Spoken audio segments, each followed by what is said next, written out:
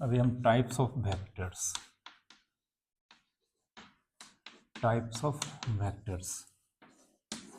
लिखो। Types of vectors क्या होता है?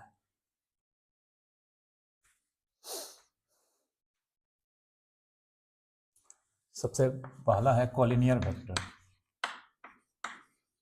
कॉलिनियर वेक्टर्स लिखो। Two or more than two vectors.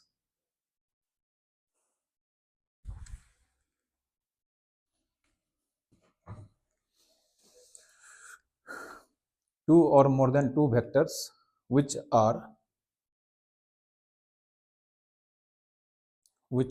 are parallel to the same line, full stop. ठीक है, जैसे यहाँ पर देखो, ये डबल एरोड है, मतलब ये किसको रिप्रेजेंट कर रहा है? लाइन को। अब मान लेते हैं यहाँ पर देखो बहुत सारा वेक्टर हम ड्रॉ कर रहे हैं। ये वेक्टर है,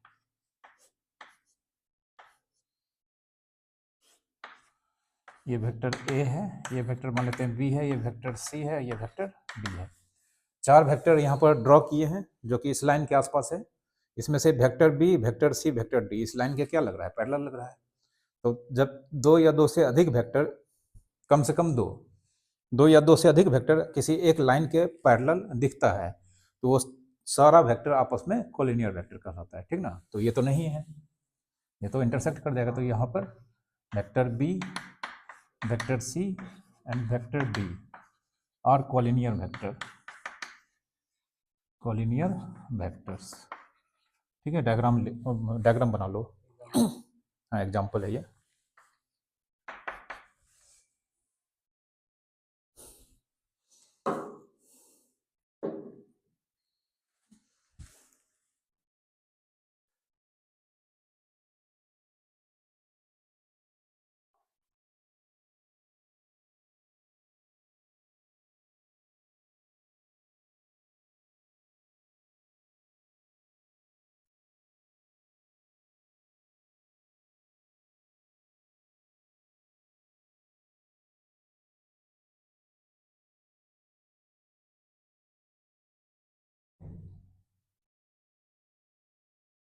अब देखो यहाँ पर बी, सी एंड डी तीनों कॉलिनियर वेक्टर है।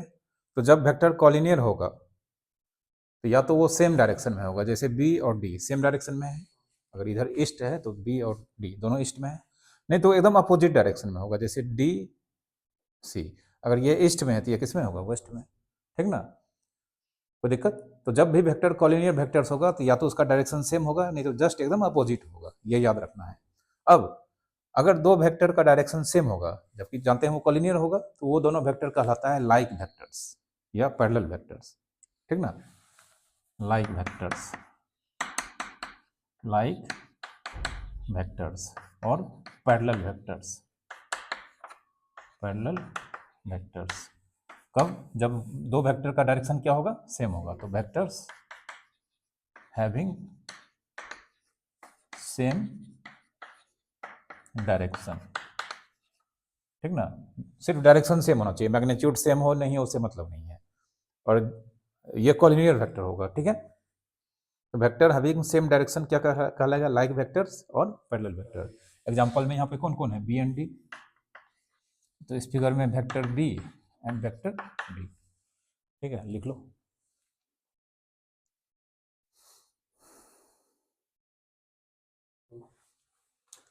अब जब वेक्टर का डायरेक्शन अपोजिट होगा तो वो कहलाएगा अनलाइक या एंटी पैरेलल और एंटी पैरेलल वेक्टर्स। ठीक ना? वेक्टर्स हैविंग कैसा डायरेक्शन? सेम या just opposite? Vectors having opposite direction. तो उस केस में क्या कहलाएगा? वेक्टर अनलाइक वेक्टर या एंटी पैरेलल वेक्टर। तो इसमें हम कह सकते हैं बी या सी, बी एंड सी या सी एंड डी। बी एंड सी और सी एंड डी। इसी फिगर में डायरेक्शन एकदम अपोजिट होना चाहिए। अगर एक ईस्ट में है तो दूसरा वेस्ट में होगा।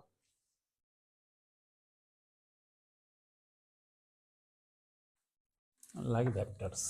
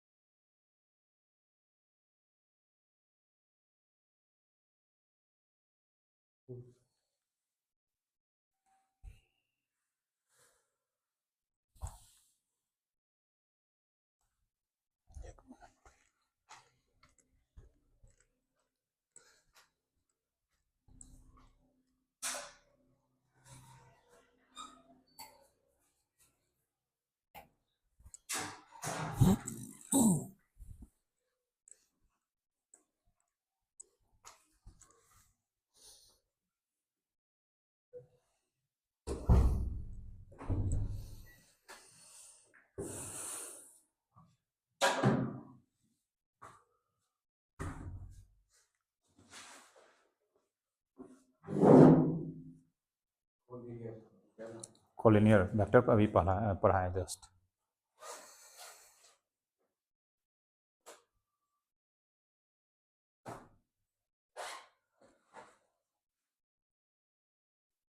ठीक है, इसको देख लेना, वीडियो में समझ में आ जाएगा, बहुत ईजी है, ठीक ना। दूसरा लिखो, टाइप्स ऑफ वेक्टर पढ़ा रहे हैं, जिसमें पहला कॉलिनियर वेक्टर पढ़ा है, उसी में 2 वेक्टर एक्स्ट्रा सब कैटेगरी हो जाता है, लाइक वेक्टर अनलाइक वेक्टर, अभी बता देंगे बीच में। दूसरा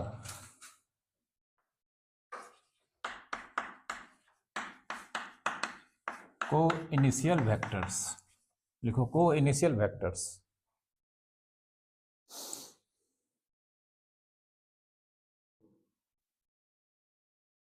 को इनिशियल वेक्टर्स,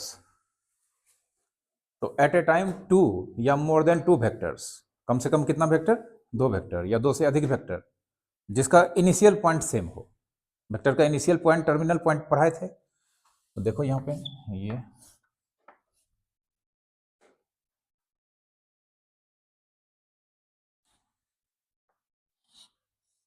ये मान लेते हैं P है, ये R N A T। तो यहाँ पर देखो 1 2 3 4 चारों वेक्टर का इनिशियल पॉइंट कहाँ पर है, P पे। तो ये चारों वेक्टर क्या कहलाएगा, को इनिशियल वेक्टर। डेफिनेशन लिखो, 2 और मोर देन 2 वेक्टर्स, 2 और मोर देन 2 वेक्टर्स,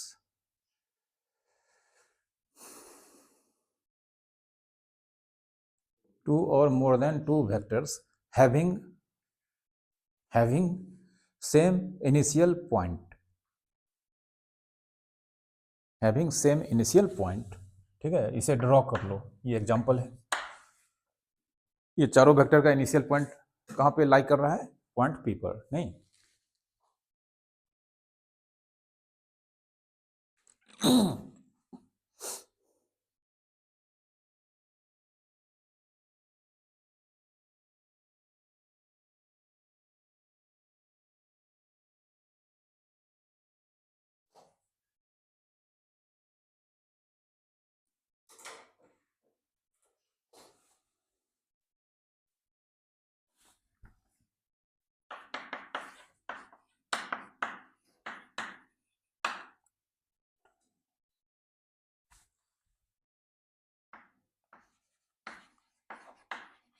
लिखो को टर्मिनस वेक्टर्स,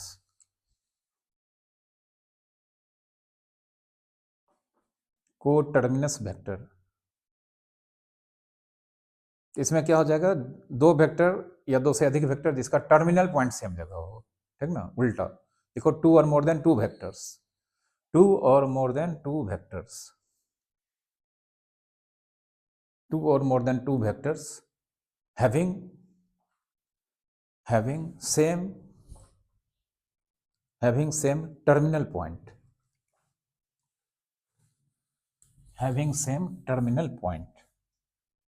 जैसे यहाँ पे देख लो एग्जांपल,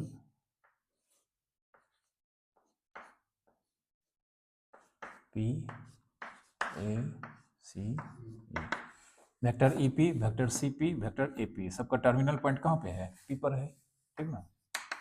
ड्रॉ कर लो।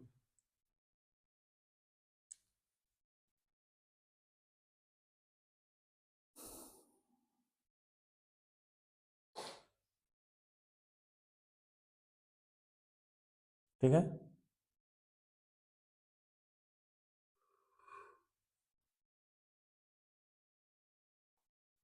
बेटा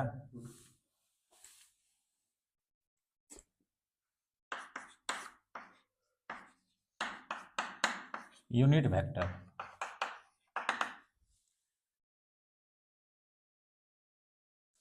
यूनिट वेक्टर लिखो, any vector which has magnitude, any vector which has magnitude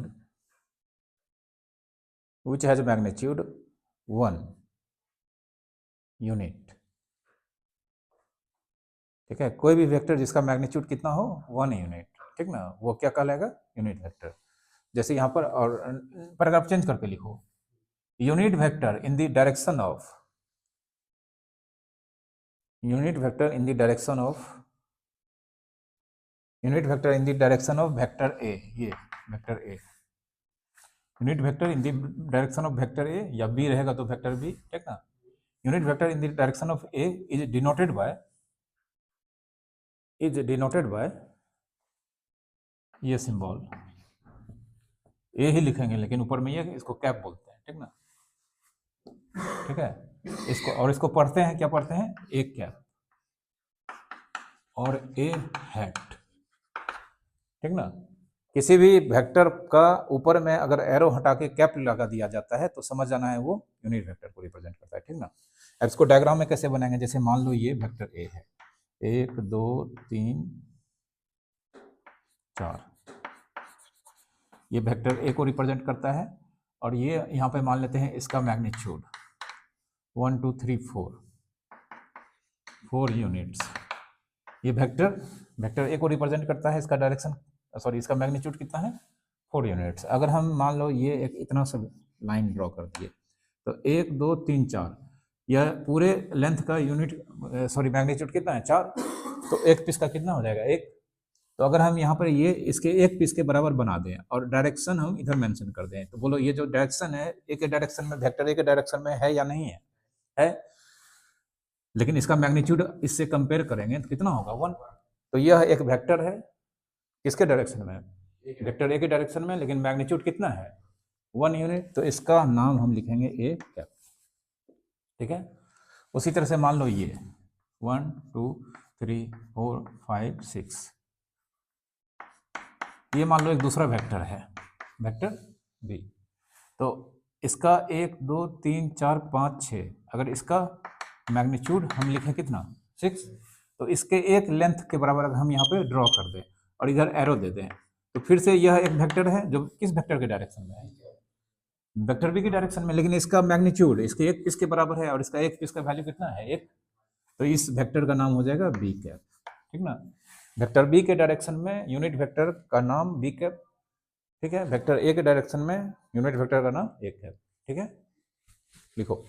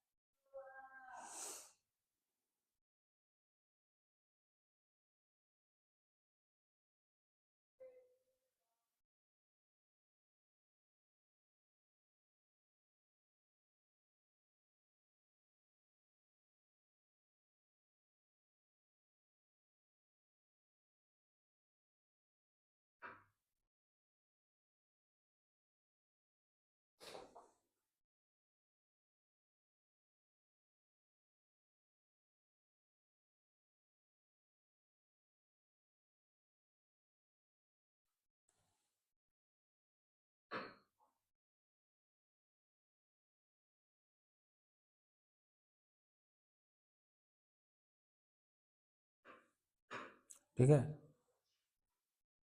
unit vector समझ गए।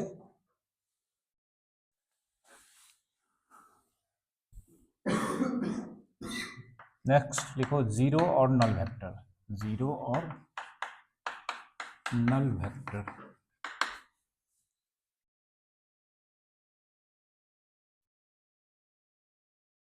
लिखो any vector with magnitude 0, any vector with magnitude 0, कोई भी वेक्टर जिसका मैग्नीट्यूड 0 होगा क्या कहलाएगा, जीरो और नल वेक्टर। पैराग्राफ चेंज करके लिखो, इट इज डिनोटेड बाय ये स्मॉल लेटर ओ है, इसके ऊपर एरो, ठीक है, ओ एरो, देयरफॉर ओ एरो वेक्टर को रिप्रेजेंट करता है, इसका मैग्नीट्यूड कितना होगा, 0 यूनिट्स।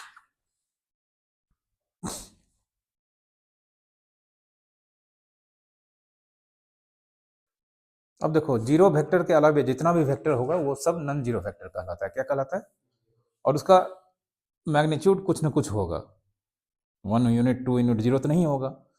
और जितना भी नॉन जीरो वेक्टर होता है उसका डायरेक्शन यूनिक होता है, मतलब ईस्ट से वेस्ट एक डायरेक्शन होगा, नॉर्थ से साउथ एक डायरेक्शन होगा, ठीक ना। जितना भी नॉन जीरो वेक्टर होता है उसका डायरेक्शन यूनिक होता है, मतलब यूनिक मतलब एकदम एग्जैक्ट एक डायरेक्शन होगा, लेकिन जीरो वेक्टर का डायरेक्शन इन्फिनाइट होता है। ठीक है, लिखो नीचे नोट करके, all non-zero vectors, all non-zero vectors have unique direction,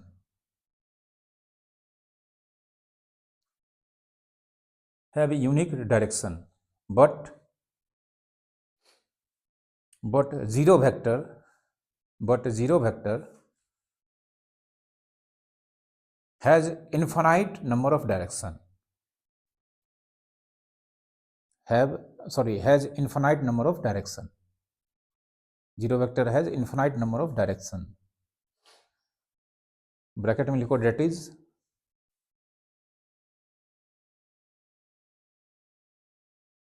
that is it has not definite direction,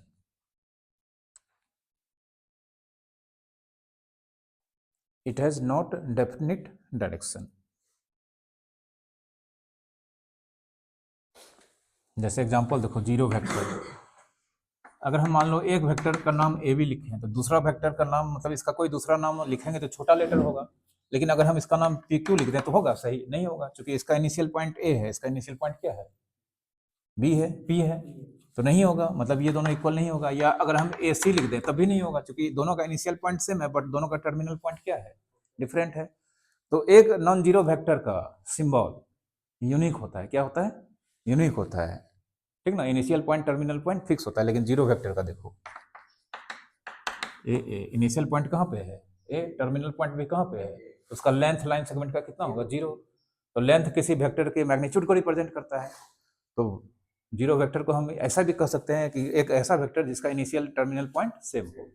अब देखो, अगर ये लिख सकते हैं तो बी बी, ये भी लिख सकते हैं, सी सी, डी डी, ऐसा इसका कितना नाम लिख सकते हैं।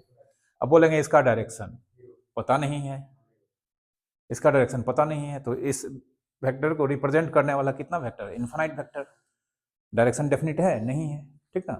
लिख लो, जीरो वेक्टर का डायरेक्शन डेफिनेट नहीं होता है।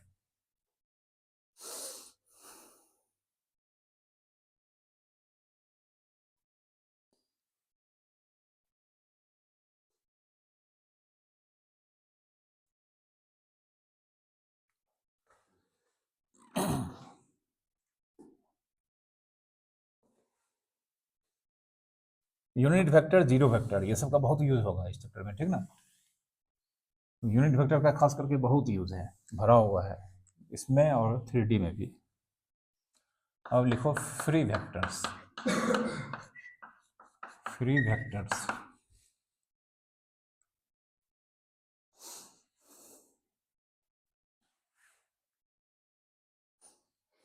लो पेन लो, तब इसको समझाएंगे। जैसे मान लो ये पेन, जिसका लेंथ 10 सेंटीमीटर है, जिसको हम दुनिया के किसी भी कोना में लेके चले जाएं, अगर काटे कुटे नहीं, 10 सेंटीमीटर यहाँ है, हर जगह 10 सेंटीमीटर होगा, ठीक ना। और अगर मान लेते हैं ये इनिशियल पॉइंट है, ये टर्मिनल पॉइंट, तो ये एक वेक्टर को रिप्रेजेंट करता है। हम जानते हैं इधर नॉर्थ डायरेक्शन है, इधर साउथ है, तो फिलहाल ये वेक्टर जिसका मैग्नीट्यूड 10 सेंटीमीटर, डायरेक्शन नॉर्थ से किधर की तरफ, ठीक है। अब ये पेन लेके हम चल रहे हैं, देखो चल रहे हैं, ऐसे करते करते हम मान लेते हैं इंग्लैंड चले जाएंगे, ठीक ना। कोई दिक्कत, लेकिन हमको इसको ऐसे ही पकड़ना है, तो इसका क्या चीज़ चेंज नहीं हो रहा है? डायरेक्शन भी चेंज नहीं हो रहा है, मैग्नीट्यूड भी चेंज नहीं हो रहा है, नहीं। तो अगर एक वेक्टर को हम स्पेस में एक जगह से दूसरे जगह उठाकर मूव कर रहे हैं, वो इन्फिनाइट पॉइंट से गुजरेगा, जैसे यहाँ से यहाँ आया तभी इन्फिनाइट पॉइंट से गुजरेगा, लेकिन हर पॉइंट पे ये अपना दो चीज़ मेंटेन करके रखता है, मैग्नीट्यूड और डायरेक्शन। जैसे इसको घुमा रहे हैं ऐसे ऐसे, इसका मैग्नीट्यूड बदल रहा है, बोलो, डायरेक्शन बदल रहा है, लेकिन ये कितने पॉइंट्स पास कर रहा है? इन्फिनाइट। और कहाँ है? प्लेन में है या स्पेस में है? स्पेस में है, ठीक ना। ऐसे ऐसे करते घूमते घूमते चांद पे पहुंच गया, लेकिन ये अपना मैग्नीट्यूड और डायरेक्शन चेंज नहीं किया कहीं पर भी। ये वेक्टर कहलाएगा फ्री वेक्टर्स। फ्री वेक्टर्स ऐसे वेक्टर्स को बोलते हैं जो स्पेस में एक जगह से दूसरे जगह ट्रांसलेट करता है, रोटेट नहीं करता है, ट्रांसलेट, ठीक ना। लेकिन अपना वो मैग्नीट्यूड और डायरेक्शन एवरी पॉइंट पे मेंटेन रखता है, एक भी पॉइंट पर चेंज नहीं करता है। तो इस तरह के वेक्टर को क्या बोलते हैं? Free vectors. कोई दिक्कत? तो फ्री वेक्टर्स, जितना भी वेक्टर्स हम लोग पढ़ेंगे वेक्टर्स और 3D वाले चैप्टर में, सारे वेक्टर को एज्यूम किया जाएगा कैसा वेक्टर? Free vectors. ठीक है, मतलब वो कहीं रहेगा, हमको उसको पढ़ना है तो रूम में लाएंगे, क्लासरूम में, उसके बाद बोर्ड पे चिपका देंगे। ठीक है, मतलब कहीं से अगर वो फ्री वेक्टर आया है तो उसका किसी भी चीज़ का चेंजिंग हुआ है? नहीं हुआ है। देखो एनी वेक्टर्स, फिजिक्स नहीं पढ़ा रहे, मैथ पढ़ा रहे हैं, ठीक ना। कहीं बोले हम फिजिकल क्वांटिटी, फिजिक्स में इसका नाम हो जाता है फिजिकल क्वांटिटी, ठीक ना। हम वेक्टर अलजेब्रा पढ़ा रहे हैं, ठीक ना, तो यहाँ पे फिजिक्स सोचना ही नहीं है, फिजिक्स का ये वेक्टर नहीं है, समझ गए। फिजिक्स रहेगा तो अलग तरीके से पढ़ाया जाता है, ठीक है। देखो any vector, any vector in space, any vector in space translates from one position to another position, from one position to another position,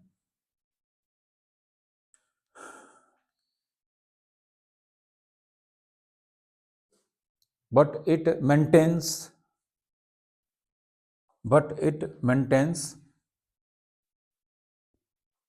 its magnitude and direction, its magnitude and direction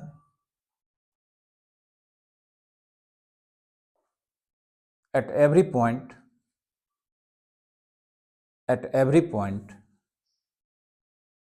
then it is called a free vectors, then it is called a free vector.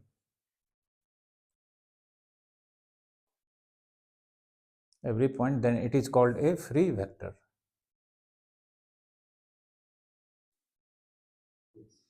ठीक है, जैसे अगर हम इसको board पे दिखाएं तो अगर मान लो ये वेक्टर ए बी है, ठीक है, ये मान लेते चौक है, ऐसे आया फिर ऐसे चला गया, पहले नीचे आया फिर आगे बढ़ गया, ठीक ना। तो अगर ये फिर ये हो गया इनिशियल पोजीशन, इनिशियली, और ये फिर ऐसे हो गया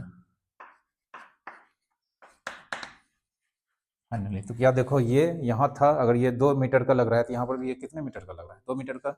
इसका डायरेक्शन उधर है तो यहाँ पर भी इसका डायरेक्शन उधर ही है। तो इनिशियली ये यहाँ पे था, फाइनली ये दूसरे लोकेशन पे पहुँच गया। तो ये यहाँ से यहाँ तक आने में क्या ये अपना मैग्नीट्यूड और डायरेक्शन दोनों में से कोई भी चेंज किया है? तो यहाँ पे ये जो वेक्टर को यहाँ पर हम दिखा रहे हैं, ये कैसा वेक्टर को रिप्रेजेंट कर रहा है? फ्री वेक्टर को, ठीक है। जो वेक्टर फ्री वेक्टर नहीं होगा वो लोकलाइज्ड वेक्टर होता है। क्या होता है? ठीक ना, उसको पढ़ना नहीं है। मतलब जैसे ये पेन है ऐसे मुड़ गया, तो ये 10 सेंटीमीटर का था लेकिन डायरेक्शन तो चेंज कर लिया। तो कोई भी चेंज कर लेगा तो फ्री वेक्टर्स होगा? नहीं होगा। जब वेक्टर फ्री वेक्टर नहीं होगा तो वो कहलाता है लोकलाइज्ड वेक्टर, ठीक है। इसको बना लो।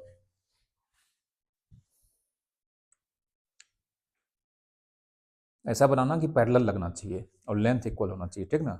तो हमको देखकर नहीं बनाना है, अपना कॉपी पे बना सकते हो, सिर्फ पैरेलल दिखना चाहिए और साइज सेम होना चाहिए।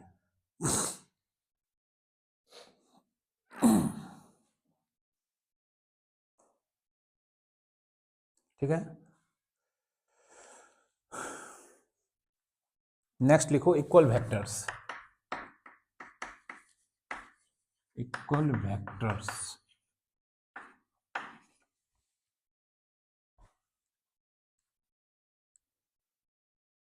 लिखो two free vectors in space, two free vectors in space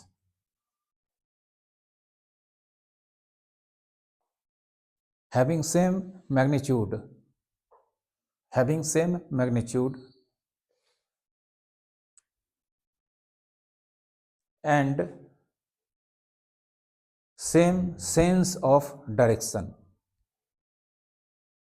and same sense of direction, full stop.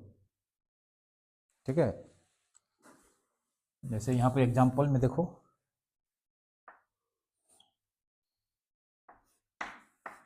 ये मान लेते हैं वेक्टर ए बी,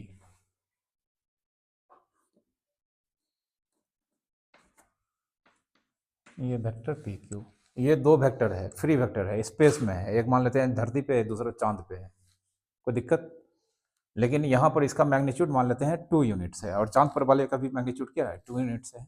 यहाँ पे इसका डायरेक्शन मान लेते हैं नॉर्थ से साउथ की तरफ है। चांद पर भी वहाँ पे जो डायरेक्शन देखेंगे उसका, वहाँ पर भी डायरेक्शन नॉर्थ से किधर की तरफ है, साउथ की तरफ है, ठीक ना। तो ये इस तरह का दो वेक्टर जो स्पेस में अलग अलग जगह पर हो, लेकिन उसका मैग्नीट्यूड और डायरेक्शन क्या हो, सेम हो। या शुरू में लगा दिए फ्री वेक्टर्स, तो ये भी मूव कर रहा हो, ये भी मूव कर रहा हो, करते रहेगा। फ्री वेक्टर्स का काम है मूव करते रहना। तो ये इसका मूव करेगा तो इसका डायरेक्शन अपने जगह रहेगा। तो अगर इसका डायरेक्शन नॉर्थ से साउथ है तो ये भी मूव करेगा, कहीं भी जाएगा, इसका डायरेक्शन नॉर्थ से क्या होगा, साउथ में। और इसका मैग्नीट्यूड अगर 10 है तो इसका भी मैग्नीट्यूड क्या होगा, 10 होगा, बदलेगा। तो ये दोनों वेक्टर जो डायग्राम में दिखाए हैं, कैसा वेक्टर है, फ्री मतलब इक्वल वेक्टर है, कैसा है। अब दो वेक्टर जब इक्वल होगा तो यहाँ पे लिखेंगे डिनोटेड बाय, पहला वेक्टर का नाम क्या है, वेक्टर ए बी, दूसरा वेक्टर का नाम क्या है, वेक्टर पी क्यू। तो ये ऐसा नहीं कि दो वेक्टर इक्वल है, यहाँ से दो इन्फॉर्मेशन मिलेगा। दो वेक्टर जब इक्वल होगा तो दो इन्फॉर्मेशन मिलेगा। पहला, दोनों का मैग्नीट्यूड इक्वल होगा। दूसरा, direction of first vector A B equals to direction of vector P Q. तो जब भी दो वेक्टर के बीच इक्वल्स टू का सिंबल करके लिखा गया है, दो चीज दिमाग में तुरंत आ जाना चाहिए, दोनों का मैग्नीट्यूड सेम, दोनों का डायरेक्शन सेम। ठीक है, डायग्राम बना के लिखो इसको।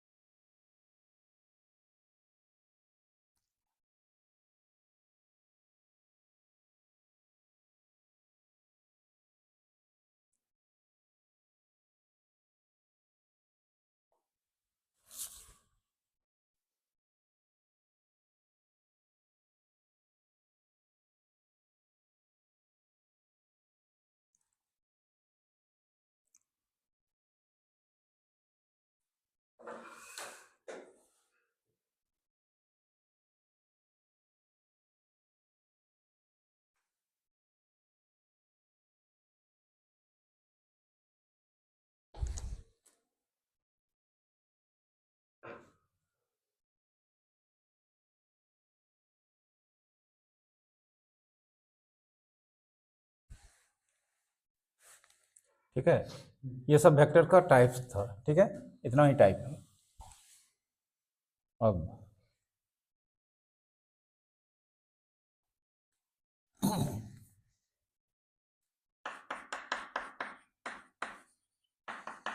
Product of A vector non zero vector by A number.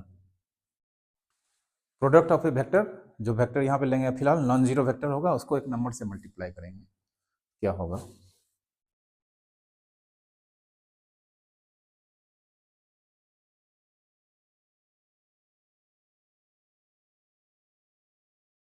सबसे पहले यहाँ पे लेट ए एक वेक्टर, ठीक ना, ए एक वेक्टर है। वेक्टर का दो डबल मतलब letter name, single letter name जान चुके हो। एक वेक्टर है के नंबर, और थोड़ा सा यहाँ पे मान लें के जीरो नहीं है, मतलब या तो पॉजिटिव होगा या नेगेटिव होगा। Product of vector A and K, product of vector A and number K, इसका सिंबल हो जाएगा के, पहले नंबर पहले लिखेंगे, वेक्टर बाद में, और एरो सिर्फ वेक्टर पे देना है, ठीक ना, के ए। अब ये होगा क्या,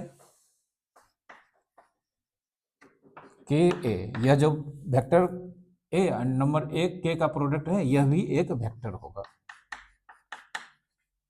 मतलब किसी वेक्टर को अगर हम नंबर से मल्टीप्लाई कर देंगे तो रिजल्ट भी क्या होगा, वेक्टर होगा। वेक्टर होगा तो मैग्नीट्यूड एंड डायरेक्शन होगा। एंड के ए, इस वेक्टर का मैग्नीट्यूड के का मॉड इनटू वेक्टर ए के मैग्नीट्यूड के बराबर होगा, अभी दिखाएंगे। अब direction, direction of vector K A same of vector A if K positive बराबर opposite of vector A if K less than zero. और वेक्टर के ए का डायरेक्शन एकदम ए के डायरेक्शन में होगा, बशर्ते के जो मल्टीप्लाई किए हैं ये पॉजिटिव होना चाहिए। नहीं तो अपोजिट ऑफ वेक्टर ए होगा जब के नेगेटिव होगा। इतना लिखो, डायरेक्शन मतलब एग्जांपल देके हम अभी सब समझाएंगे, पहले लिखो।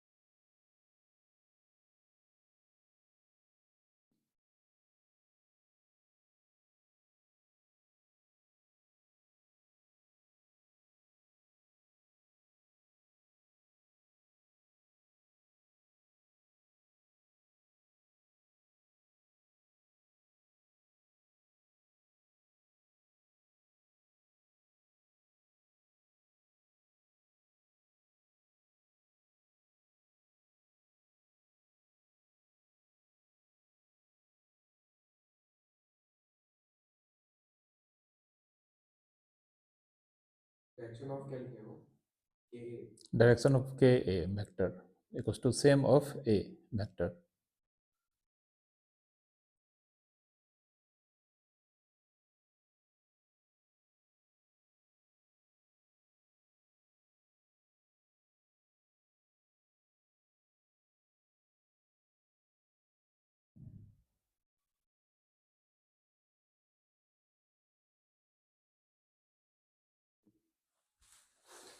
ठीक है, अब इसका एग्जाम्पल को देखो, ये सारे जहाँ जो भी यहाँ पर मतलब लिखे हैं सबको यहाँ पर समझाते हैं एग्जाम्पल में। जैसे अगर हम एग्जाम्पल नंबर 1, ये कोई वेक्टर ले लेते हैं यहाँ पर ए बी, इसका नाम हम मान लेते हैं, दूसरा नाम है ए, ठीक है, और इसका मैग्नीट्यूड हम मान लेते हैं वेक्टर ए, यानी कि वेक्टर ए बी का मैग्नीट्यूड 5 यूनिट्स। इसका मैग्नीट्यूड कितना मान लेते हैं? 5 यूनिट्स। ठीक है, ये मान लेते हैं एम एन, इसका नाम बी, डबल लेटर से इसका नाम एम एन है और सिंगल लेटर से क्या है? बी। क्या वेक्टर बी और वेक्टर ए का डायरेक्शन सेम है? सेम है। अगर ये ईस्ट में है तो ये भी किधर है? ईस्ट में है।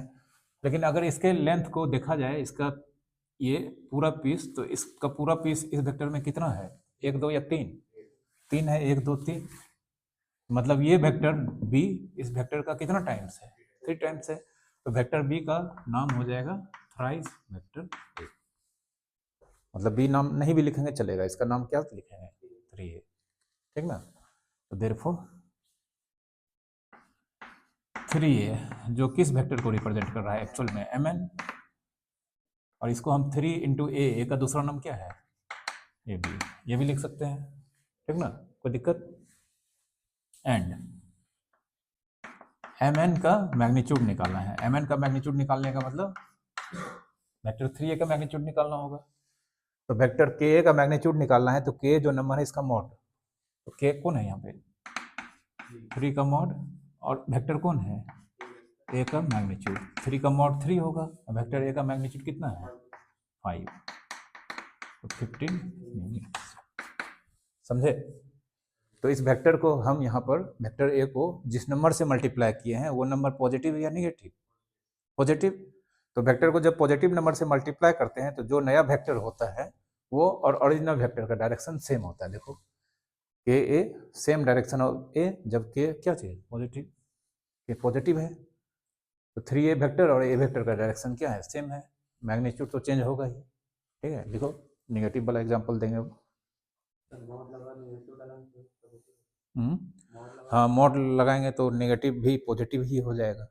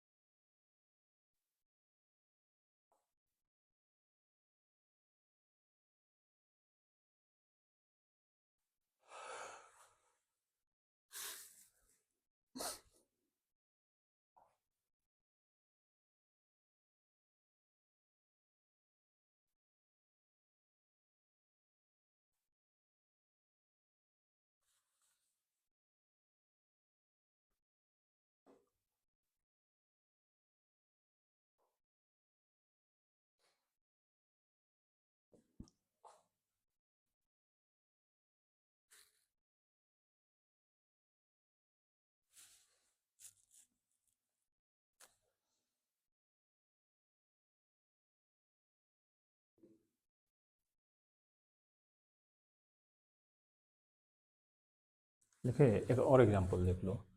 अगर मान लो यह है तुम्हारा सी, एंड अगर मान लेते हैं सी का मैग्नीट्यूड है 3 यूनिट्स। यह वेक्टर सी है और इसका मैग्नीट्यूड कितना है 3 यूनिट्स।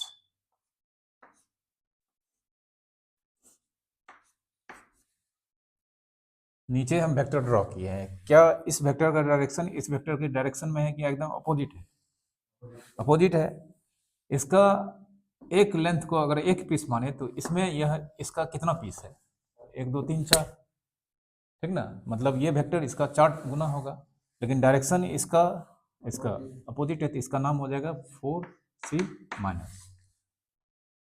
नेगेटिव वेक्टर के अगर नेगेटिव होगा तो वेक्टर के का डायरेक्शन ए के डायरेक्शन का क्या होगा? अपोजिट। देखो नेगेटिव नंबर से मल्टीप्लाई इसलिए किए हैं कि ताकि इसका डायरेक्शन ये इसका डायरेक्शन इसके डायरेक्शन का अपोजिट है, और इसका यह कितना टाइम्स है 4a टाइम्स। तो अगर इसका मैग्नीट्यूड निकालेंगे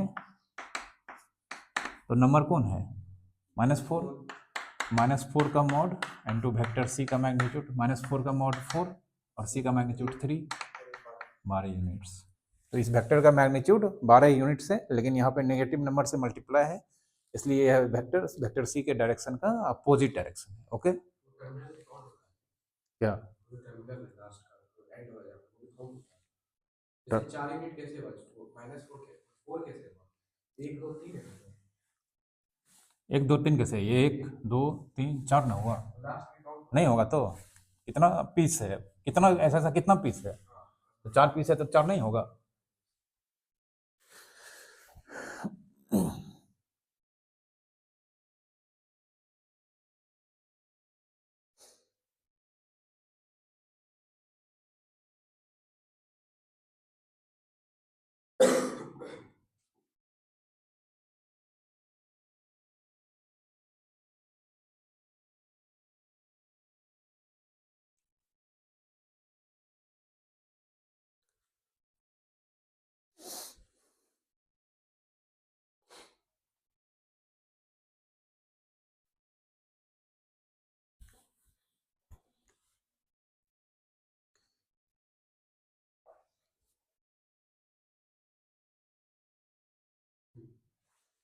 अब यहाँ पे कुछ नोट करने वाला बात है। पहला, अगर वेक्टर ए हम लिखते हैं तो इसका मतलब होता है 1a, 1 छिपा हुआ रहता है, ठीक ना। वेक्टर ए का मतलब 1 टाइम्स वेक्टर ए, ठीक है। दूसरा देखो, -1 इंटू वेक्टर ए। अगर किसी वेक्टर को निगेटिव मतलब -1 से मल्टीप्लाई करेंगे तो सिर्फ इसे -a लिखा जाता है। -a का मतलब -1 इंटू ए, ठीक ना। And -a is called opposite और नेगेटिव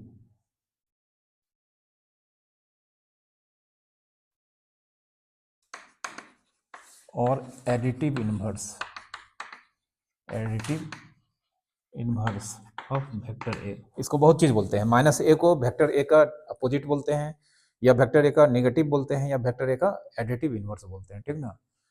और एक चीज और देखो, अगर ये वेक्टर ए बी ये ए को रिप्रेजेंट कर रहा है, अब देखो यहाँ पर बी है, यहाँ पे क्या है ए -a, ये हो जाएगा। तो वेक्टर ए बी को अगर ए रिप्रेजेंट कर रहा है तो -a को रिप्रेजेंट करने वाला वेक्टर कौन होगा? बी ए, ठीक ना।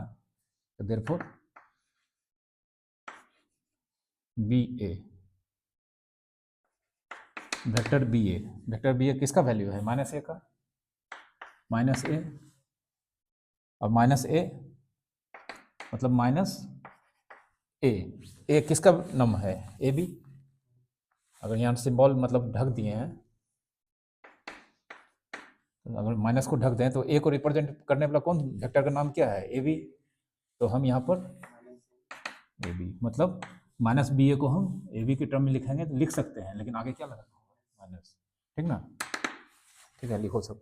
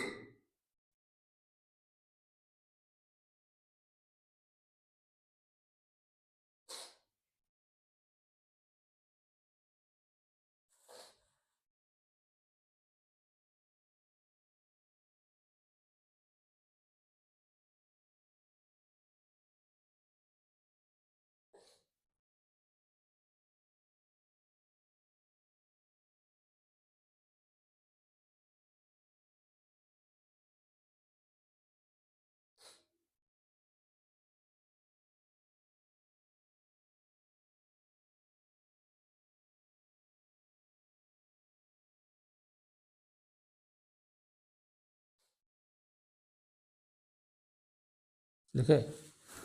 अब बोलो क्या ये लाइन सेगमेंट और ये लाइन सेगमेंट का लेंथ इक्वल है, तो हम कह सकते हैं वेक्टर ए बी ए और वेक्टर माइनस ए बी का मैग्नीट्यूड क्या होगा, सेम होगा। तो देयरफॉर वेक्टर बी ए का मैग्नीट्यूड निकालें या माइनस ए बी, क्या होगा, सेम होगा। ये ध्यान देना है कि यहाँ पे इनिशियल टर्मिनल, यहाँ पर भी इनिशियल टर्मिनल, नाम बदल गया लेकिन पॉइंट दोनों वही है, ठीक ना, कोई दिक्कत। लिख लो ये भी लिख सकते हैं ना इसी चीज को कि B is equal to A B का magnitude. B A cos two A B कैसे लिख दोगे, बहुत से बाहर आएगा बी ए लाइन सेगमेंट ना, वो तो बी ए बी लिखो बात बराबर ही होगा, वेक्टर इक्वल नहीं होगा।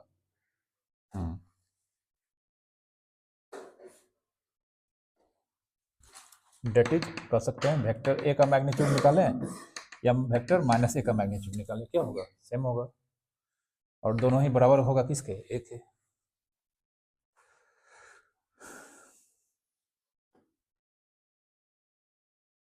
मॉड जैसे इक्वल इन वेक्टर और माइनस खत्म हो गया। हाँ ये बताए ना, ये वेक्टर के मैग्नीट्यूड को रिप्रेजेंट करता है, ठीक है।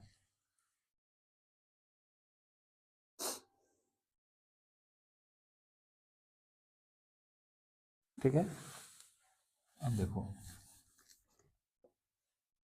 तीसरा, if vector A zero vector नहीं है, मतलब उसका कोई ना कोई मैग्नीट्यूड है, बट के जो नंबर है वो कैसा है, जीरो, तो देयरफॉर के टाइम्स ए, के टाइम्स ए का मैग्नीट्यूड हमको प्रूव न करना है जीरो होगा, तो के टाइम्स ए का मैग्नीट्यूड मतलब के का मॉड इंटू वेक्टर ए का मैग्नीट्यूड, तो के कितना है, जीरो है, जीरो का मॉड जीरो होगा।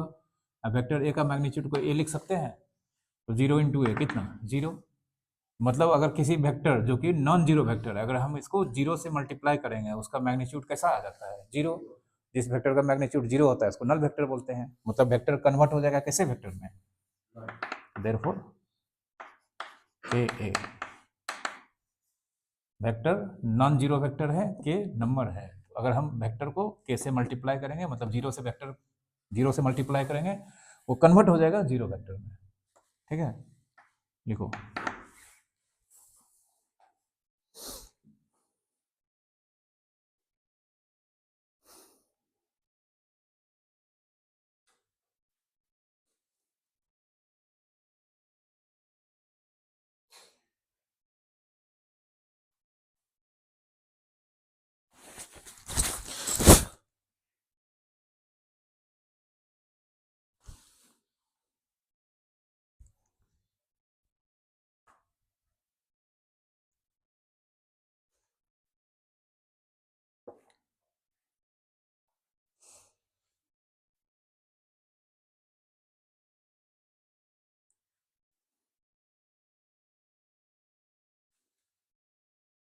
ठीक है।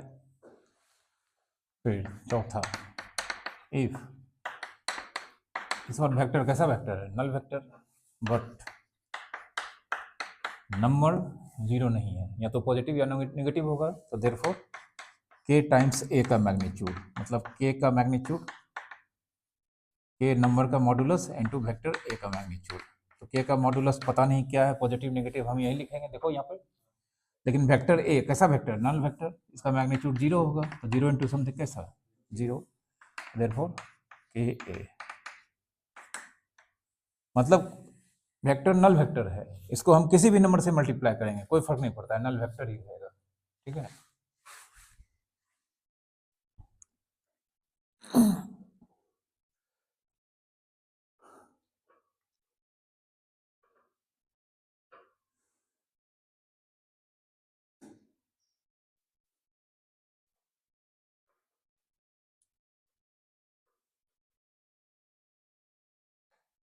ये था वेक्टर का प्रोडक्ट नंबर के साथ और उसका कॉन्सेप्ट, ठीक है।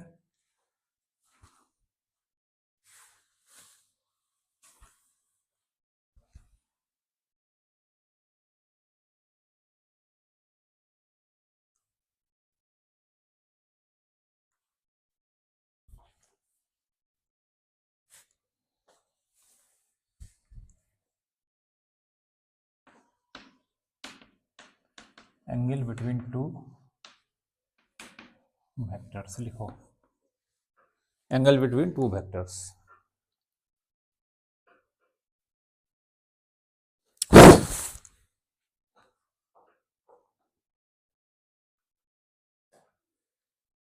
जैसे मान लेते हैं दो फ्री वेक्टर है, ये वेक्टर ए है और ये वेक्टर बी है। दो फ्री वेक्टर है तो कहीं कहीं होगा, एक अमेरिका में होगा, दूसरा इंग्लैंड में होगा, एक ये नेपाल में है, एक इंडिया में है, ठीक ना। उसके बीच का क्या निकालना है हमको, एंगल। दोनों को पहले इंडिया में लाएंगे, इंडिया से भागलपुर लाएंगे, भागलपुर से बोर्ड पे लाएंगे, बता रहे हैं ना, तो जानते हैं वहाँ से लाएंगे, मेंटेन करके रखना होगा, चाहे हम बिना मेंटेन के हो जाए, लेकिन वेक्टर को तो मेंटेन में रखना होगा। तो दो फ्री वेक्टर कहीं है वर्ल्ड के किसी भी कोने में, उसको लाएंगे भागलपुर, भागलपुर से क्लासरूम में, क्लासरूम से कहाँ पर, बोर्ड पे। इसके बाद दोनों को कन्वर्ट कर देंगे कोइनिशियल वेक्टर में, क्योंकि जानते हैं इधर उधर कर सकते हैं।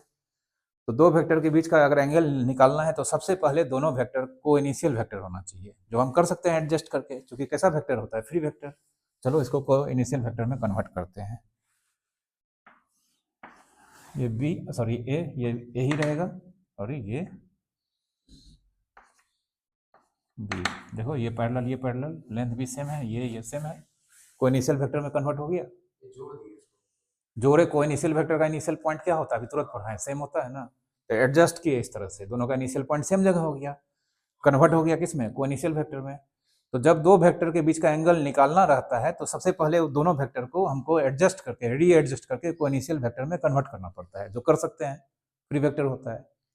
हो गया। अब दोनों के कॉमन इनिशियल पॉइंट, ये कॉमन इनिशियल पॉइंट है दोनों का, है ना। दोनों के कॉमन इनिशियल पॉइंट पे दो एंगल बनेगा, एक ये और एक ये। अगर इसको हम थीटा बोलते हैं, इसको फाई। तो दोनों के कॉमन इनिशियल पॉइंट पे जो छोटा एंगल बनता है, कौन है, फाई है या थीटा है, यही दोनों वेक्टर के बीच का एंगल कहलाता है, ठीक ना। Theta angle between vector A and B, ठीक है। तो डेफिनेशन क्या हुआ, the angle between two free vectors when they becomes coinitial vector is defined as the smaller angle between them. लिखो, the angle between two free vectors, the angle between two free vectors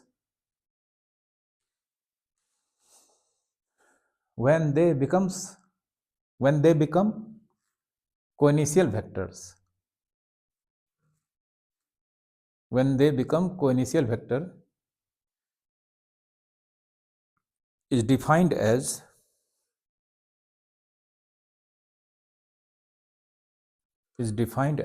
the smaller angle between them, the smaller angle between them at their common initial point, at their common initial point, at their common initial point.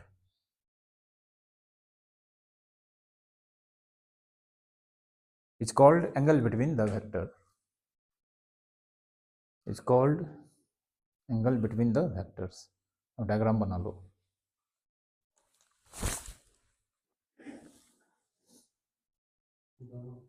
Angle between the vectors, हाँ दोनों बनाओगे, पहले वो free vectors था, इधर उधर था, फिर हम उसको कोइनिशियल वेक्टर में कन्वर्ट किए, तब जाकर वहां पर एंगल बन रहा है दोनों के बीच।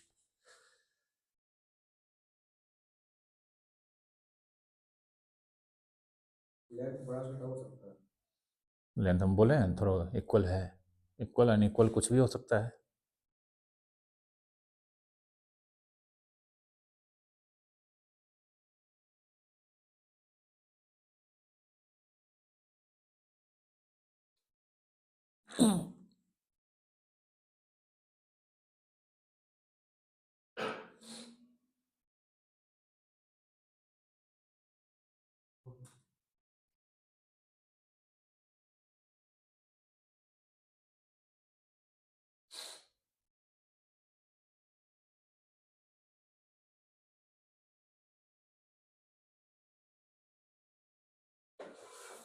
बनाए। एक चीज याद रखना है, ये दोनों वेक्टर के बीच का एंगल अगर थीटा है तो 0 डिग्री से थीटा 180, 0 से 180 के बीच ही लाई करेगा, 180 से ज़्यादा बड़ा नहीं हो सकता है, ठीक ना। लिख लो, थीटा 0 से 180 के बीच होगा।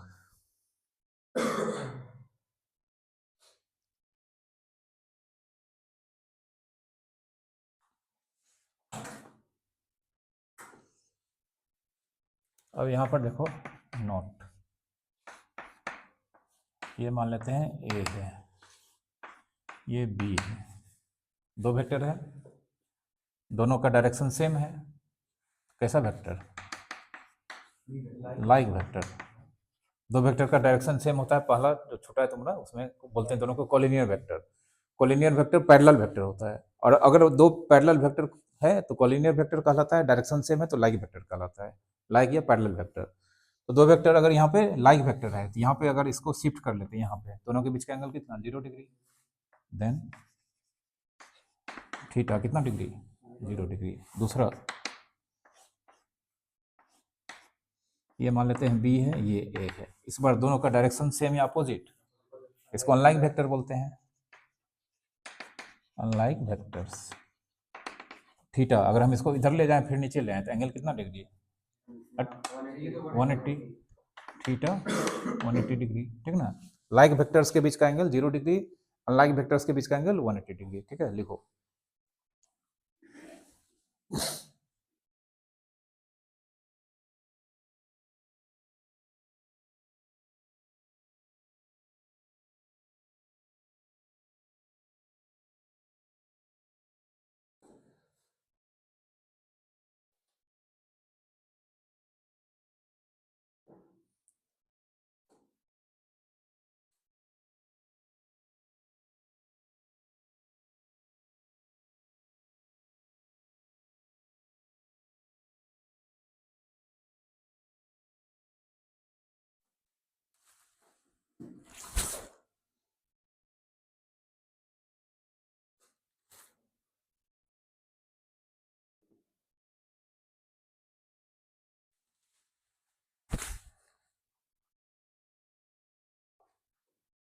लिखे,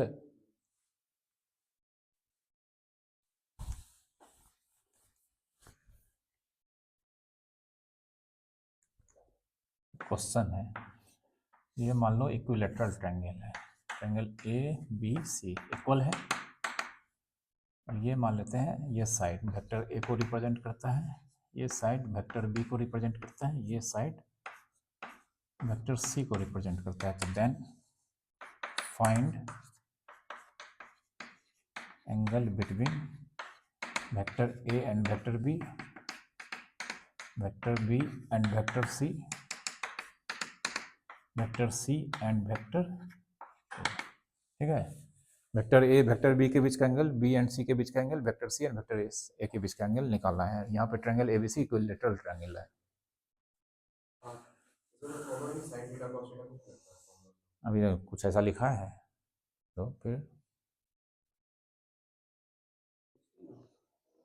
बोलते रहो सही, लेकिन थोड़ा सोच समझ के बोलोगे तो और अच्छा लगेगा।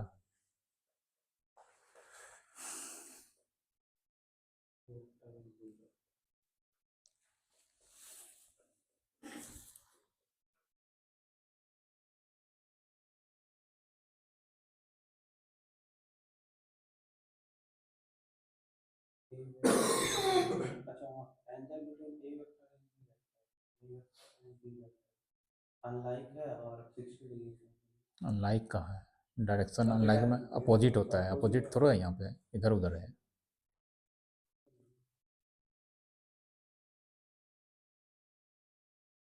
क्या होगा बताओ? इसको तो पहले ज्वाइन करवाएंगे क्या सर? पहले ज्वाइन करवाएंगे, कॉलेज से ज्वाइन है, आप क्या करोगे? नहीं को को एक्सियल हाँ, को इनिशियल है या नहीं हो पता करना है। इनिशियल तो है नहीं। नहीं है तो करो, तब पता करो। देखो यहाँ पे बताते हैं, वेक्टर ए का टर्मिनल पॉइंट वेक्टर बी का इनिशियल पॉइंट सेम जगह है, तो ये डिफाइंड होगा एंगल। डिफाइंड तभी होगा जब दोनों वेक्टर का इनिशियल पॉइंट सेम जगह होना चाहिए, ये तो है नहीं, नहीं ना, ना ए बी के साथ है, ना बी सी के साथ है, ना सी ए के साथ है, लेकिन जानते हैं सब वेक्टर फ्री वेक्टर है। हम क्या करते हैं, इसको आगे बढ़ा के यहाँ बना लेते हैं। ये ए है तो ये भी क्या है, ए। इक्विलेटरल ट्रायंगल का 60, तो इधर वाला कितना, ए बी का इनिशियल पॉइंट सेम जगह है, एंगल कितना। उसी तरह हम बी को इधर बढ़ा देते हैं, ये हो गया बी, ये 120, सी को इधर बढ़ा देते हैं, ये कितना 120, समझे, 120 डिग्री 120 डिग्री। ये सब कंस्ट्रक्ट करना होगा, अगर नहीं है तो फिर तुमको फ्री वेक्टर का फायदा उठाना है, इसको शिफ्ट कर देंगे।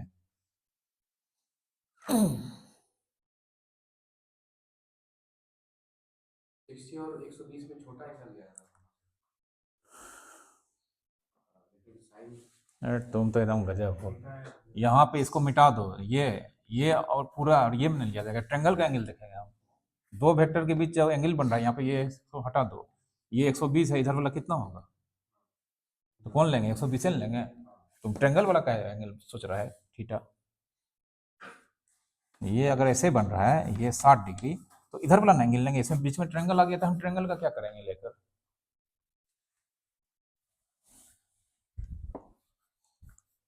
ठीक है।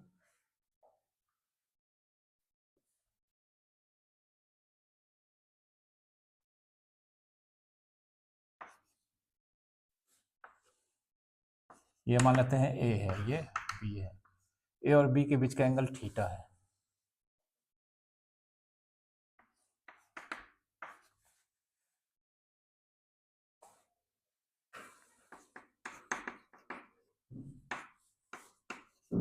Angle between vector A and B, figure में दिख रहा है angle between vector A and B कितना है? थीटा है।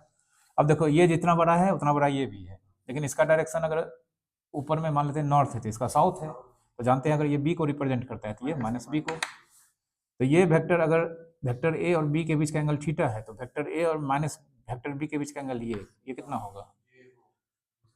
कितना? 180 माइनस थीटा। ठीक ना? Therefore angle between vector A and vector minus B equals to 180 minus कितना? ठीक है, ये याद रखना है। ठीक है, डायग्राम बना के लिख लो। वेक्टर ए और बी के बीच का एंगल अगर 40 डिग्री, तो vector A and minus B के बीच का एंगल कितना? कितना? कितना? 140 नहीं होगा? हाँ, तो फिर वही तो पूछ रहे हैं।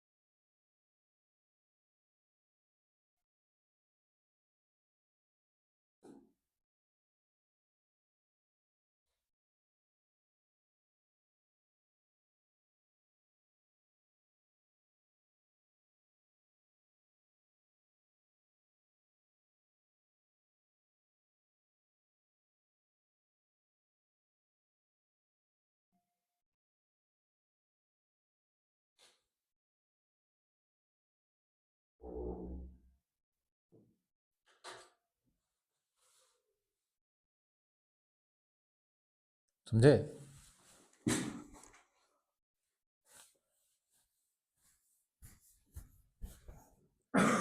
मान लो ये वेक्टर इधर से आ रहा है, ये वेक्टर इधर से आ रहा है, ये वेक्टर बी है, ये वेक्टर ए है। इसके यहाँ पर दोनों का टर्मिनल पॉइंट सेम जगह है। ये मान लेते हैं 80 degree. Find angle between vector A and vector B. ठीक ना? इस फिगर के थ्रू वेक्टर ए और वेक्टर बी के बीच का एंगल निकालना है।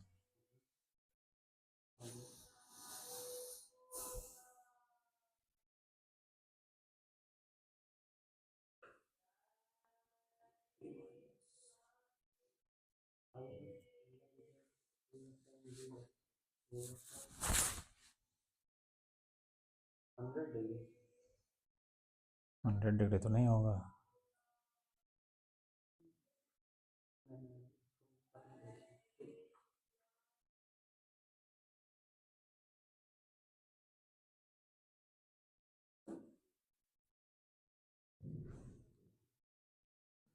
अभी दोनों का कॉमन टर्मिनल पॉइंट है।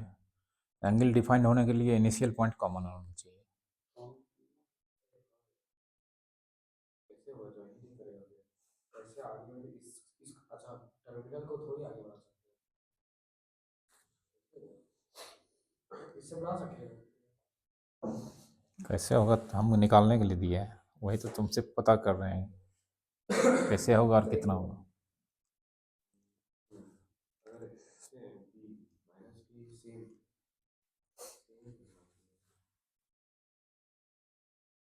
देखो यहाँ पे जानते हैं जो वेक्टर पढ़ते हैं कैसा वेक्टर होता है, फ्री वेक्टर। इसको आगे बढ़ा दिए, ये b, तो ये कितना b, इसको भी अपने सीध में आगे बढ़ा दिए यहाँ से a, ये एंगल ये वर्टिकली अपोजिट एंगल है, ये 80, तो ये भी कितना 80 हो गया, काम इधर खत्म। से ले सकते हैं। हैं नहीं लग सकते हैं। अच्छा हाँ, एंगल डिफाइन होने के लिए इनिशियल पॉइंट सेम होना चाहिए। कंक्लूजन निकला एंगल डिफाइन होने के लिए टर्मिनल पॉइंट भी सेम जगह होना चाहिए। देखो टर्मिनल पॉइंट दोनों का सेम है तब भी एंगल कितना, और इनिशियल भी सेम हो जाता है तो कितना 80। तो दो वेक्टर का टर्मिनल पॉइंट एक जगह हो या इनिशियल पॉइंट एक जगह हो तब भी दोनों के बीच का एंगल वही होगा। यहाँ पे लिख लेना है कितना 80 डिग्री, क्योंकि आगे इसको बढ़ाएंगे तो फिर तो इनिशियल पॉइंट हो जाएगा, जो टर्मिनल पॉइंट है वो किस में कन्वर्ट हो जाएगा, इनिशियल पॉइंट में। नहीं, अरे ये लाइन यही ना, देखो क्रॉस किए है ना, अगर ये एंगल 80 है तो ये भी कितना होगा, परे हो। ये लो, ये वेक्टर बी, ये वेक्टर ए, इसको इधर बढ़ा दिए, ये ए होगा तो ये क्या हो जाएगा बी होगा, बात बराबर हो गया, नहीं हुआ। इनिशियल पॉइंट ले लेना है। डेफिनेशन बोलता है दो वेक्टर के बीच का एंगल तभी डिफाइन होगा जब इनिशियल पॉइंट सेम जगह होगा, लेकिन अब कंक्लूजन ये निकला कि दो वेक्टर के बीच का एंगल तब भी निकाल सकते हैं जब दोनों का टर्मिनल पॉइंट भी सेम जगह होगा। वहाँ से इनिशियल पॉइंट स्टार्ट हुई। हाँ हो गया, टर्मिनल भी सेम जगह था तब भी 80 होगा, समझे।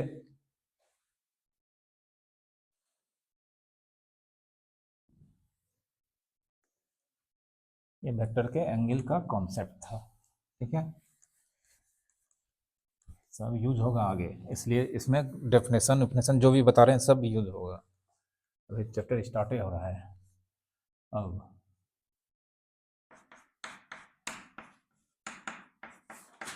Position vector of A point in space, position vector of A point in space.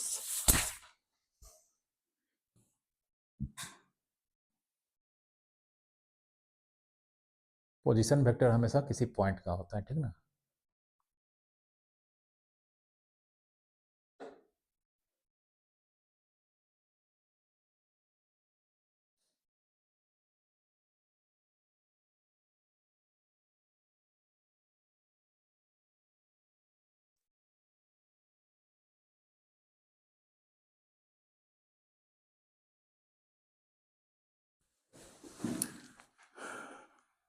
Point जो है वो कहाँ पे है, तो कोई भी पॉइंट स्पेस में है, ये बुक में या कॉपी में लिखा हुआ रहेगा, कैसे पता चलेगा। उसका 3 कोऑर्डिनेट होगा, समझा। 2 कोऑर्डिनेट होगा तो वो प्लेन में माना जाएगा, और 3 पॉइंट होगा तो स्पेस में माना जाएगा। पढ़ाए थे ना तुमको 3D 11th में थोड़ा सा, यहाँ पूरा है 3D, ठीक ना। तो लेट एक पॉइंट है P जिसका कोऑर्डिनेट है x, y, z is a point. अब इसको ड्रॉ करते हैं, ये x एक्सिस मान लेते हैं, ये y एक्सिस, ये z एक्सिस, ये पॉइंट है P, कोऑर्डिनेट है कितना x, y, z। तो किसी भी पॉइंट का पोजीशन वेक्टर निकालना है, सबसे पहले दाएं से उसको ओरिजिन से कनेक्ट कर देते हैं लोग, ओरिजिन से मिला दिए। अब कुछ नहीं करना है, जिस पॉइंट का पोजीशन वेक्टर निकालना है सबसे पहले एकदम आराम से उसको ओरिजिन से कनेक्ट कर देते हैं। उसके बाद उस पॉइंट पर, मतलब इस लाइन सेगमेंट को वेक्टर में कन्वर्ट करना है। तो वेक्टर में कन्वर्ट करना है तो हमेशा पोजीशन वेक्टर का इनिशियल पॉइंट ओरिजिन पे होता है। कहाँ पे होता है, और टर्मिनल पॉइंट खुद वही पॉइंट हो जाएगा। मतलब यहाँ पे एरो डाल देंगे, इसका कुछ दूसरा नाम देना है। ये 2 लेटर का नाम हो गया OP और सिंगल लेटर का नाम हो गया R। तो R एक्चुअल में vector OP, position vector of point P। तो डेफिनेशन ये हुआ कि किसी भी पॉइंट जो कि स्पेस में है, उसका पोजीशन वेक्टर एक वेक्टर होता है जिसका इनिशियल पॉइंट ओरिजिन पे होता है, टर्मिनल पॉइंट खुद वही पॉइंट होता है। समझे? लिखो डेफिनेशन, तब डायग्राम बना लेना। The position vector of A point, the position vector of A point, the position vector of a point in space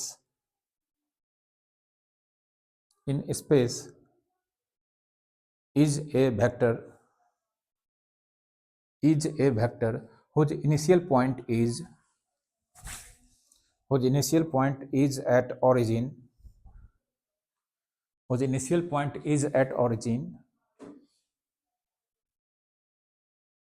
and terminal point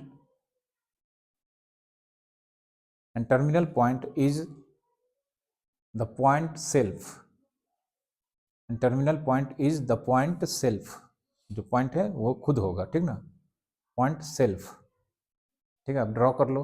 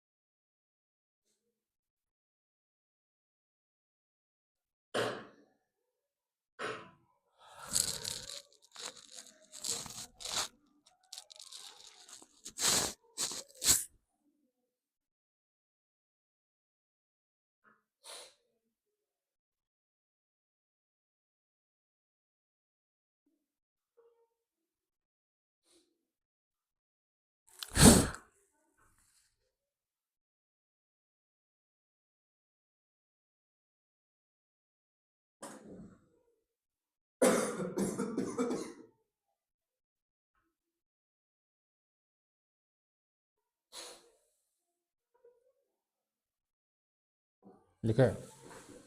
अब इस पॉइंट का पोजीशन वेक्टर आर, इसका मैग्नीट्यूड आर का magnitude मतलब are, या कह सकते हैं वेक्टर ओपी का मैग्नीट्यूड। 11th में कोऑर्डिनेट ज्योमेट्री में डिस्टेंस फार्मूला पढ़े होंगे। किसी भी पॉइंट जिसका कोऑर्डिनेट एक्स वाई है, ओरिजिन से distance under root X square plus Y square. यहाँ पे इस पॉइंट का ओरिजिन से डिस्टेंस, जब इसका कोऑर्डिनेट एक्स वाई जेड है तो under root X square plus Y square plus Z square, X square plus Y square plus Z square, मतलब ये पोजीशन वेक्टर का मैग्नीट्यूड बराबर कोऑर्डिनेट का स्क्वायर्स का सम करके क्या निकाल देंगे, रूट। ठीक ना, लिखो।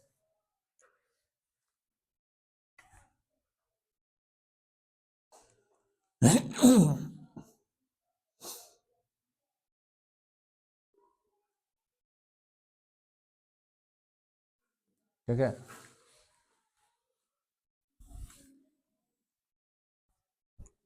जैसे क्वेश्चन है, right the position vector of point n 3 - 2 1 and also find its magnitude। ठीक ना, पोजीशन वेक्टर का नाम लिखना है, जिस पॉइंट का उसका नाम n है, ये इसका कोऑर्डिनेट है। तो आंसर देखो, पोजीशन वेक्टर ऑफ n बराबर सिंबल हो जाएगा वेक्टर ओ एन, नहीं क्योंकि एंड इसका magnitude under root X 3 square -2 square plus 1 square, तो 9 4 13 1 14। ठीक है,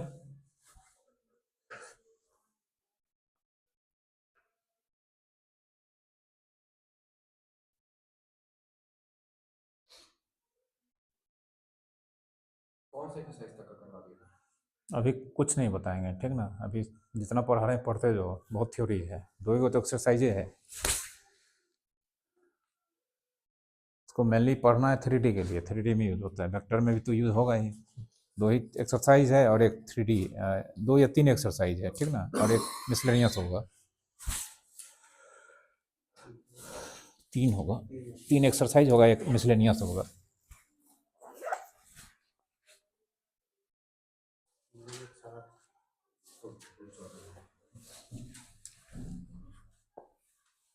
पोजीशन वेक्टर समझ गए? चलो,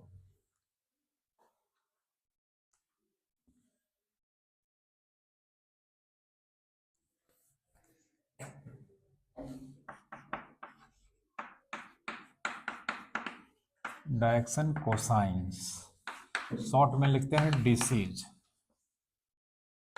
एंड डायरेक्शन रेशियोज शॉर्ट में लिखते हैं डीआरस ऑफ पोजीशन वेक्टर। अब डायरेक्शन कोसाइन और डायरेक्शन रेशियोज निकालना है, किसका? पोजीशन वेक्टर का, बाद में वेक्टर का।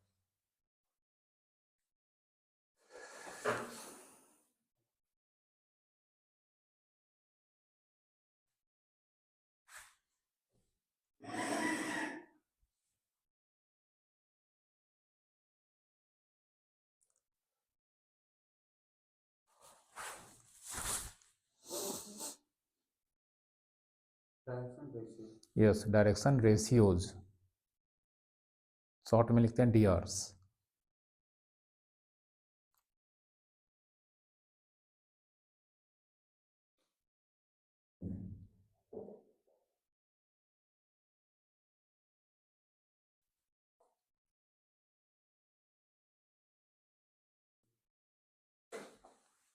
क्या होता है, सबसे पहले हम ये कार्टेशियन सिस्टम, ये पॉजिटिव एक्स एक्सिस हो गया, ये पॉजिटिव वाई एक्सिस, ये पॉजिटिव जेड एक्सिस। ये मान लेते हैं एक पॉइंट है, कोऑर्डिनेट है एक्स वाई जेड, इसको मिला दिए, ये पोजीशन वेक्टर हो गया। Let P X Y Z is A क्या चीज, पॉइंट आर बराबर ओ पी, ये पोजीशन वेक्टर, ये पोजीशन वेक्टर हो गया पी का। अब आर बराबर ओ पी बराबर जान चुके हैं X square plus Y square plus Z square, under root होता है।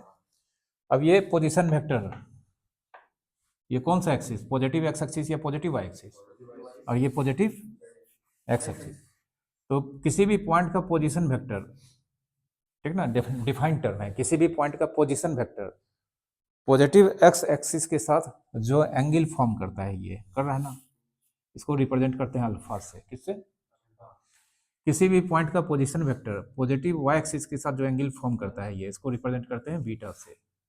और पॉजिटिव जेड एक्सिस के साथ जो एंगल फॉर्म करता है, इसको रिप्रेजेंट करते हैं गामा से।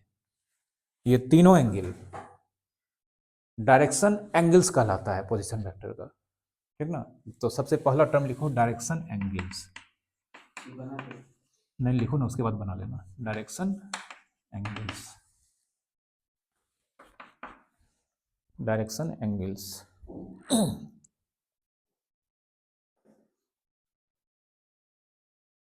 लिखो the angle made by the position vector, the angle made by the position vector of a point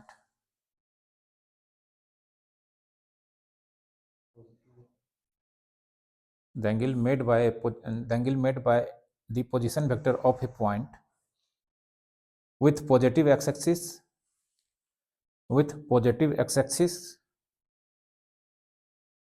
bracket में लिख लो अल्फा, इसको रिप्रेजेंट करते हैं अल्फा से, comma with positive Y axis bracket में लिख लो बीटा से रिप्रेजेंट करते हैं, and with positive Z axis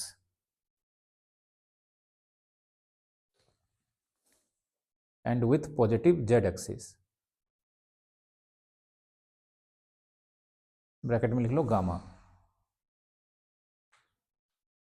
are called direction angles, are called direction angles of the position vector,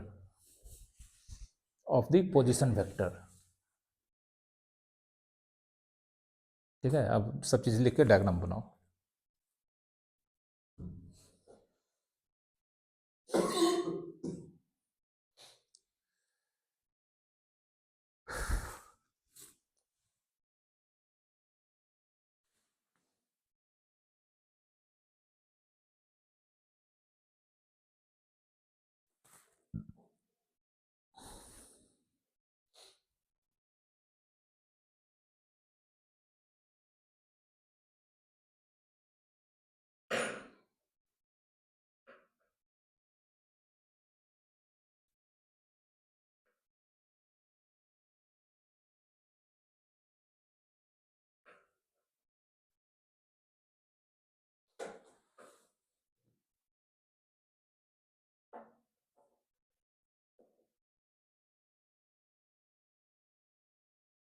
OP vector नहीं होगा सर वो ओपी वेक्टर कहाँ ओपी?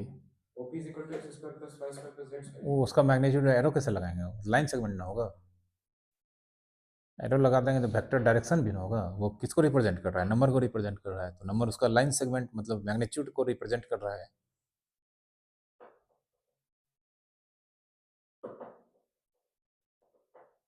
डायग्राम नहीं बनाया तुम?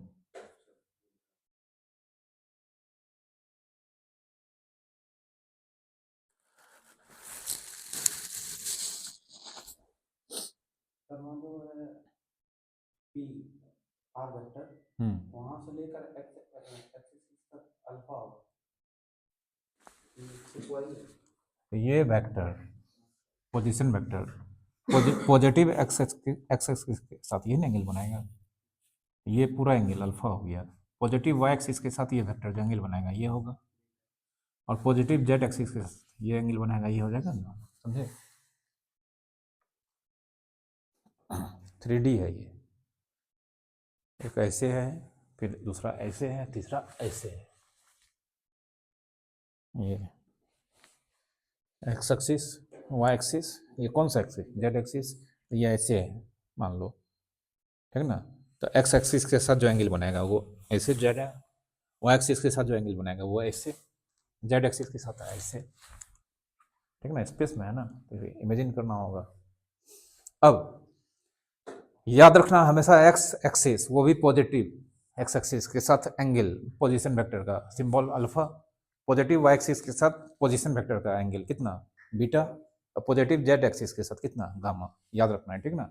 यही तीनों एंगल क्या कहलाता है? Direction angles. किसका? पोजीशन वेक्टर का, ठीक है?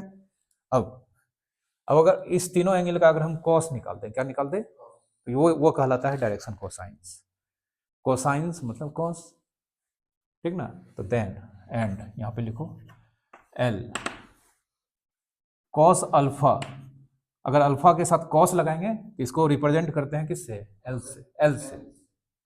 उसी तरह से बीटा के साथ अगर कॉस लगाएंगे इसको रिप्रेजेंट करते हैं एम से, और गामा के साथ अगर कॉस लगाएंगे तो इसको रिप्रेजेंट करते हैं एन से। और ये तीन वैल्यू आर कॉल्ड डीसीज, मतलब direction cosines. Direction cosines short में इसको भी लिखेंगे DCs of vector R, position vector.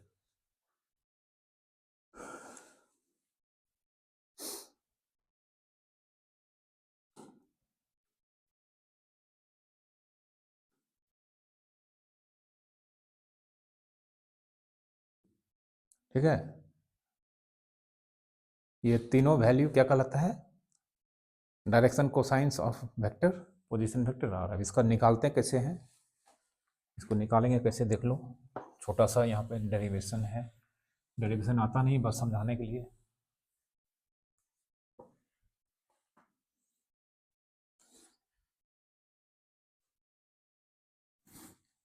ये एक्स एक्सिस, वाई एक्सिस, ये जेड एक्सिस। ये हो गया तुम्हारा पोजीशन वेक्टर जिसका पी का कोऑर्डिनेट है एक्स वाई जेड। इसका एक दूसरा नाम क्या है? आर। ये ओरिजिन देख लो यहाँ पे, यही ना अल्फा है, ये क्या है? बीटा, ये क्या है? गामा। अब देखो पी से परपेंडिकुलर ड्रॉ करते हैं एक्स एक्सिस पे, ये परपेंडिकुलर लग रहा है। फिर पी से परपेंडिकुलर ड्रॉ करते हैं वाई एक्सिस पे, ये देखो लग रहा है। और पी से परपेंडिकुलर ड्रॉ करते हैं जेड एक्सिस पे, ये देखो लग रहा है। एकदम 3D फिगर लग रहा है, नहीं लग रहा है ना?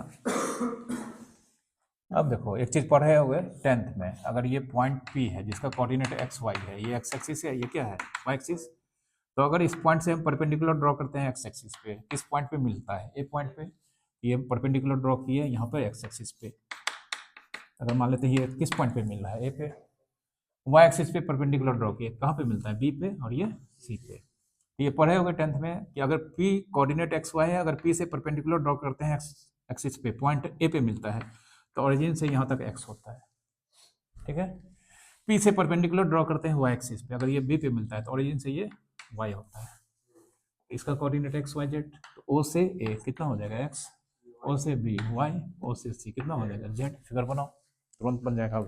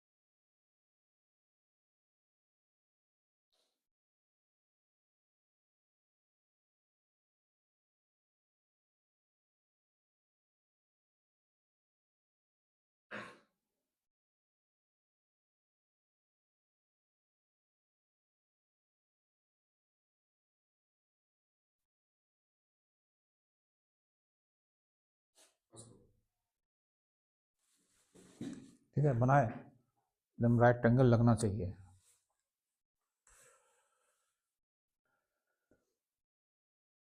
अब देखो हमारे पास r का वैल्यू पहले से है, सिंस r बराबर हमारे पास है X square plus Y square plus Z square है। तो अगर हम r स्क्वायर कर दें तो हमारे पास X square plus Y square plus Z square root हट जाएगा। अब देखो ये ट्रेंगल ओ पी ए या triangle O P, in triangle O A P ये एंगल 90, तो इसके सामने का साइड ये हाइपोटेन्यूज, ये एंगल अल्फा, तो अल्फा के लिए ये बेस हो जाएगा और हाइपोटेन्यूज तो फिक्स होता है कॉस अल्फा। कॉस अल्फा इस एंगल अल्फा के लिए बेस कौन हो जाएगा ओ ए, बाय हाइपोटेन्यूज 90 के सामने का साइड कौन ओपी। ठीक है, कॉस अल्फा ओ ए दिख रहा है कितना है एक्स, और ओपी आर है, कोई दिक्कत। तो देयरफॉर कॉस अल्फा मतलब किसका वैल्यू एल का, L equals to cos alpha equals to X by R. लिखो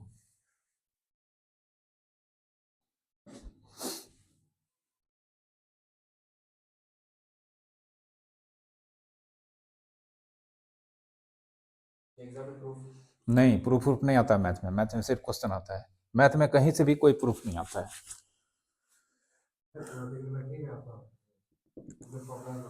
हाँ ठीक, वो तो क्वेश्चन है, ट्रिग्नोमेट्री का जितना फार्मूला है वो क्वेश्चन भी है खुद में।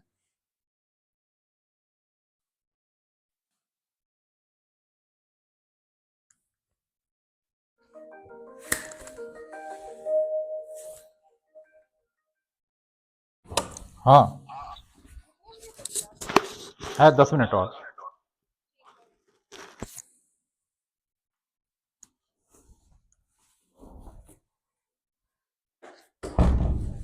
लिखा। अब ट्रायंगल लेते हैं, ट्रायंगल ओ पी बी या O B P. In triangle O B P ये एंगल बीटा और ये 90 डिग्री, इसके सामने का साइड फिर से ओपी, तो cos beta O B by O P लिखेंगे।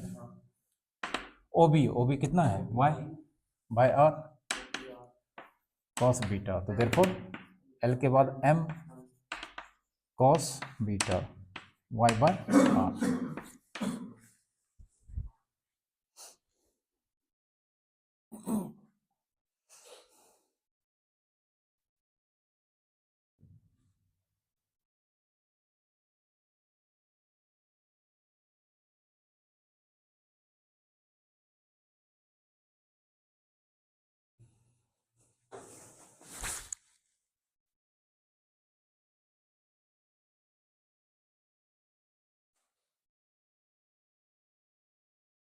ये वाई बाय आर और एक्स बाय आर याद रखना है सर। याद नहीं रखोगे तो क्वेश्चन बनाने के लिए ये डायरेक्शन कोसाइंस का भयानक यूज है, हर जगह हर क्वेश्चन में डायरेक्शन कोसाइन निकालना पड़ेगा। डायरेक्शन कोसाइन डायरेक्शन रेशियो, इसी पे तो खेल है। ठीक है, बाद में ये सब मत करने लगना कि ये कैसे हुआ सर वो कैसे हुआ, इसलिए डिराइव करके पढ़ा रहे हैं।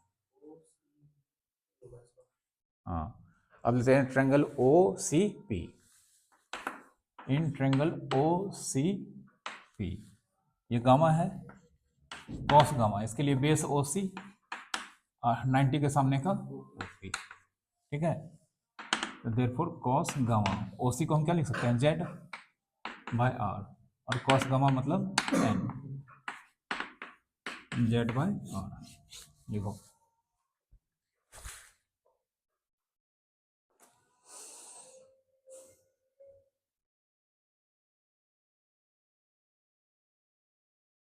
देखो कितना अच्छा फार्मूला मिला है। अल्फा एक्स एक्सिस के साथ angle cos alpha X by R, beta Y axis के साथ angle cos beta Y by R, gamma Z axis के साथ एंगल तो gamma cos gamma Z by R. ठीक है, अब अल्फा बीटा मतलब एल एम एन के बीच का रिलेशन क्या होता है, L square plus M square plus N square. तो एल स्क्वायर मतलब cos square alpha, M square मतलब कॉस स्क्वायर बीटा, और एन स्क्वायर मतलब कॉस स्क्वायर गामा। अब कॉस स्क्वायर अल्फा मतलब X square by R square, cos square beta मतलब Y square by R square, Z square by R square. नीचे LCM कितना R square तो ऊपर में X square plus Y square plus Z square लिख सकते हैं, और X square plus Y square plus Z square कितना, R square by R square cut के कितना 1, तो therefore L square plus M square plus N square, जो actual में cos square alpha cos square beta plus cos square gamma कितना 1, लिखो।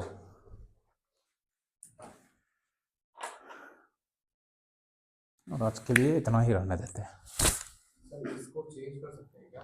Alpha माने नहीं, वो कन्वेंशनल सिंबल है, वो चेंज नहीं कर सकते हैं, वही होता है।